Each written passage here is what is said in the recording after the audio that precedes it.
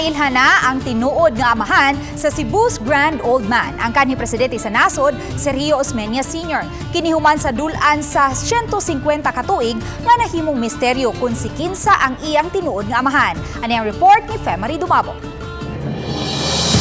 Niadtong Biyernes gihimo ang the big reveal sa mga kabanay sa ikapat ka presidente sa nasod kinsa nagserbisyo niadtong 1944 hangtod 1946. Nitabang sa pamilyang Osmeña si Dr. Todd Lucero Sales, ang iladong forensic genealogist kinsa nigamit sa teknolohiya ug siyensya pagsulbad sa century-old mystery. Gipahibaw ni Sales nga base sa Y-DNA test nasuta nga ang tinuod nga amahan sa Sugboanong presidente mao si Don Antonio Sanson, usa sa mga prominenteng negosyante atol sa Spanish era, ug dili si Don Pedro Ligo Chauco, usa ka Chinese tycoon nga mao'y sagad mogawas kung mag-search sa online nga giingong amahan ni Osmeña. Si Sergio Sr. gihimugso sa kaniadto 16 anyos pa lang nga si Juana Osmeña niadtong Setyembre 9, 1878. Ang kanhi presidente na ila nga illegitimate child. Gipasabot ni Sales nga ang Y-DNA test mao ang genetic examination diin gi-analyze ang Y chromosome gikan sa mga lalaking descendant sa pagsubay sa paternal ancestry. Matod sa mga apo sa tuhod ni Osmeña nga ilang gipaambit sa publiko ang kalabot sa misteryo sa ilang gigikanan. Magsilbi usab kining labing una sa kasaysayan sa Pilipinas ng historical mystery na sulbad pinaagi sa Y-DNA testing. I wish to emphasize that it has always been Annie who wanted to know who Lolo Sergio's true father was.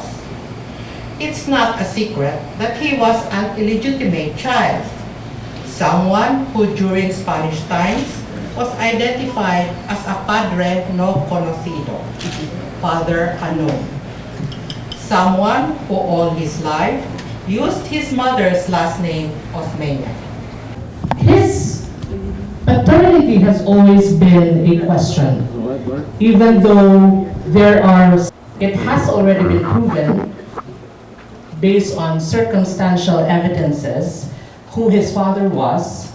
Many historians and history buffs would still say that there are still some lingering questions about who his true father was. Gawas nga nasuta sa pamilyang Osmeña ang amahan sa ilang great-great-grandfather, kinahanglan usab nga usbo ng biography sa labing unang Bisaya nga presidente nga gitudlo sa mga eskwelahan.